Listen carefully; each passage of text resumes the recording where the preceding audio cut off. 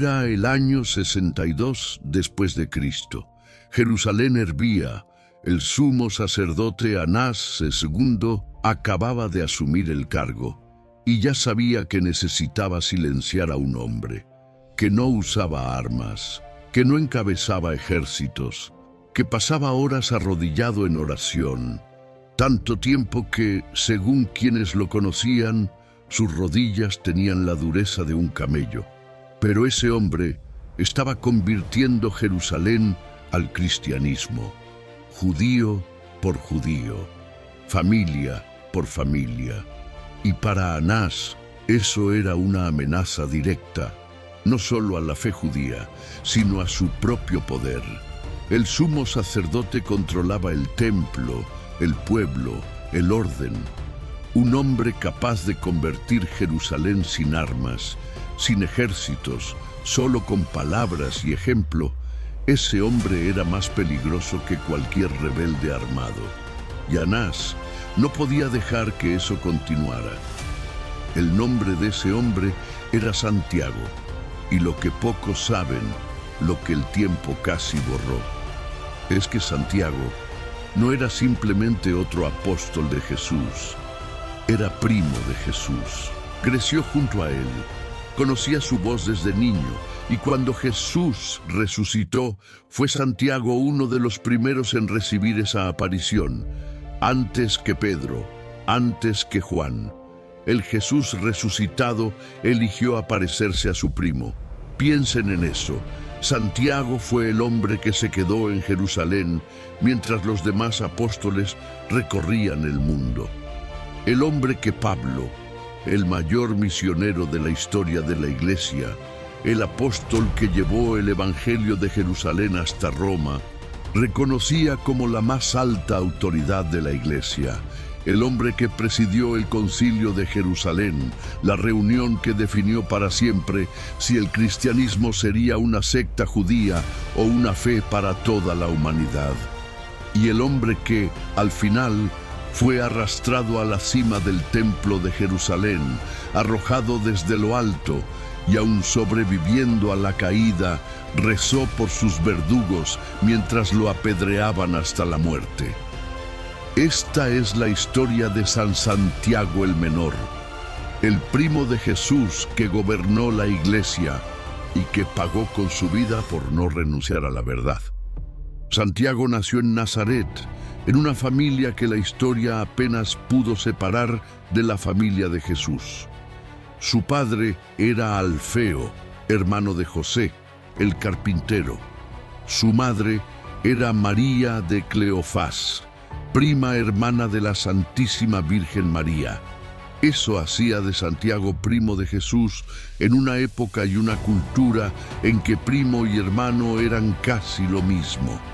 Los evangelios llegan a llamarlo hermano del Señor, no por error, sino por la manera en que los semitas entendían el parentesco. Crecer en Nazaret en aquellos años significaba crecer en una ciudad pequeña, pobre, despreciada. Los propios judíos tenían un dicho: de Nazaret puede salir algo bueno. La ciudad no estaba en el mapa de nadie. No tenía importancia política ni religiosa. Era un punto ciego en el mundo antiguo. Pero de ahí vinieron Jesús y Santiago. No sabemos el día exacto en que Santiago se convirtió en discípulo de su primo. Los evangelios no registran esa escena. Lo que sí sabemos es que en cierto momento estaba en la lista de los 12 apóstoles y que desde temprano ganó un apodo que lo dice todo sobre quién era: Santiago, el justo, no el valiente, no el elocuente, no el viajero, el justo. Era un hombre de austeridad radical. No bebía vino, no comía carne, no usaba aceite en el cuerpo, costumbre común en esa época. No se cortaba el cabello, no frecuentaba los baños públicos, vivía de manera sencilla, entregada, silenciosa, como alguien que había decidido, de una vez por todas, que nada en este mundo merecía más atención que Dios. Quienes lo conocían decían que pasaba tanto tiempo postrado en oración que sus rodillas se habían encallecido como cuero. No era exageración, era la marca visible de toda una vida de oración. Fue esa reputación la que le ganó el apodo. En Jerusalén, una ciudad de sacerdotes, escribas y fariseos que competían entre sí en observancia religiosa, Santiago era llamado el justo por todos, incluso por quienes no eran cristianos, incluso por quienes lo odiaban. Hasta sus enemigos reconocían que había algo diferente en ese hombre. Había también otra distinción importante. Entre los apóstoles había dos llamados Santiago. El primero, Santiago el Mayor, era hermano de Juan, hijo de Zebedeo, uno de los tres más íntimos de Jesús. Ese Santiago sería el primer apóstol martirizado, decapitado por Herodes en los primeros años de la Iglesia. El segundo Santiago, del que estamos hablando, era llamado el menor, seguramente por ser más joven y de menor estatura. Pero esa humilde distinción de nombre no reflejaba su importancia, porque cuando Santiago el Mayor murió y cuando Pedro dejó la ciudad, fue Santiago el Menor quien se quedó y quien asumió el mando de la iglesia en Jerusalén. La iglesia primitiva era una organización frágil, perseguida y todavía sin forma definitiva. Jesús había resucitado, se había aparecido a los apóstoles y había subido al cielo. El Espíritu Santo había descendido en Pentecostés y ahora les tocaba a los hombres que se quedaron construir algo que durara, en una ciudad que los odiaba, en un imperio que aún no sabía qué hacer con ellos. Santiago se quedó en Jerusalén, mientras Pedro viajaba, mientras Pablo recorría el Mediterráneo, mientras los demás apóstoles partían hacia Grecia, hacia la India, hacia Etiopía. Santiago se quedó, no por cobardía, por convicción.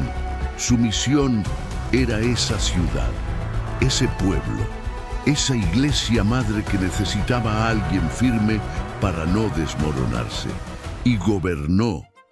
Durante unos 30 años, Santiago fue el obispo de Jerusalén, la figura de mayor autoridad en la iglesia que aún daba sus primeros pasos. Pablo, al llegar a Jerusalén tras su conversión, fue directamente a Santiago, y lo que escribió sobre ese encuentro es revelador. Encontré a Santiago, Cefas y Juan, considerados las columnas de la iglesia, pero al listar los nombres, Pablo colocó a Santiago primero, antes que Pedro, antes que Juan. Ese detalle no es menor. Era el reconocimiento de quién estaba en el corazón de la iglesia. El momento que lo definiría todo fue el Concilio de Jerusalén, hacia el año 50. La cuestión era urgente y peligrosa. Los paganos que se convertían al cristianismo estaban obligados a seguir toda la ley judía, incluyendo la circuncisión. La respuesta a esa pregunta definiría el futuro de la iglesia.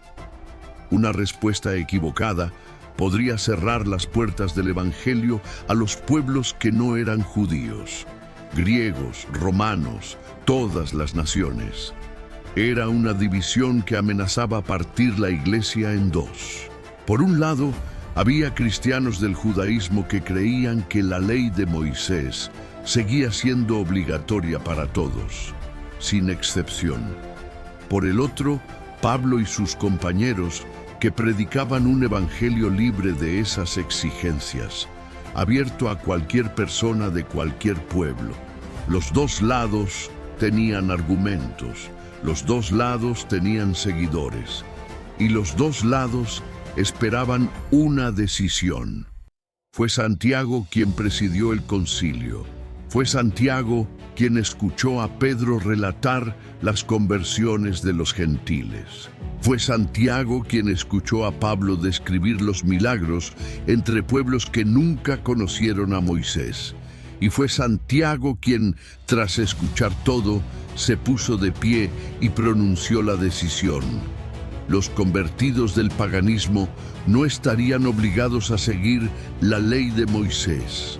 Bastaba con que se alejaran de los ídolos, de la inmoralidad y de la sangre.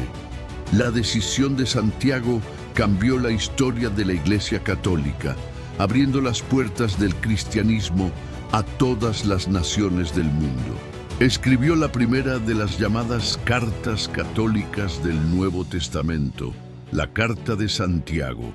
En ella, Santiago no habla como teólogo sistemático, habla como pastor, como alguien que vio la fe ser vivida y también traicionada. Y nos dejó una de las frases más poderosas de toda la Escritura, que atravesó 2000 años y todavía hoy resuena en el corazón de todo cristiano. La fe sin obras está muerta. No era solo una frase, era el retrato de quién era él. El año 62 llegó cargado de tensión. El gobernador Festo había muerto y Jerusalén vivía un vacío de poder mientras esperaba al nuevo gobernador. Anás II, recién nombrado sumo sacerdote, vio ese momento como la gran oportunidad que esperaba. Sin el poder romano para contener los excesos, era hora de actuar. Santiago se había convertido en un problema demasiado grande y tenía que ser eliminado. No porque predicara con violencia, no porque encabezara revueltas, sino porque convertía judío por judío, familia por familia. Y lo más perturbador para los líderes religiosos, convertía a otros judíos, no solo a los gentiles. Santiago hablaba su idioma, conocía su ley, vivía con una austeridad que ellos mismos admiraban. Y aún así anunciaba a Jesús como el Mesías. Eso tenía que parar. Anás mandó a buscarlo. Llevaron a Santiago a la parte más alta del templo, desde donde se veía toda Jerusalén, y desde donde la caída era fatal. La multitud estaba abajo. La idea de Anás era sencilla: obligar a Santiago a una negación pública de Jesús frente a toda Jerusalén. Una negación pública que erradicaría el cristianismo en Jerusalén de una vez por todas. Le preguntaron: ¿cuál es la puerta de Jesús? Una forma de decir: ¿quién es ese Jesús al fin? Dinos que no es el Mesías. Santiago miró a la multitud allá abajo y respondió en voz alta, para que todos oyeran: ¿por qué me preguntan acerca del Hijo del Hombre? Él está sentado en el cielo, a la diestra del gran poder, y ha de venir en las nubes del cielo. El silencio duró un segundo. Luego estalló el tumulto. No era lo que Anás quería escuchar, para nada. La respuesta de Santiago había resonado por toda la multitud, y en lugar de maldecir a Jesús, había engrandecido aún más su nombre. Anás ya no tenía tiempo para planes, tenía que actuar en ese momento. Arrojaron a Santiago desde la cima del templo. Cayó. El impacto fue violento. El cuerpo, que había pasado décadas arrodillado en oración, golpeó el suelo de piedra a los pies del templo, y aún así todavía respiraba, todavía vivo. La multitud a su alrededor no podía creer lo que veía, y no murió. Herido, con los huesos rotos, incapaz de levantarse, aún intentó ponerse de rodillas.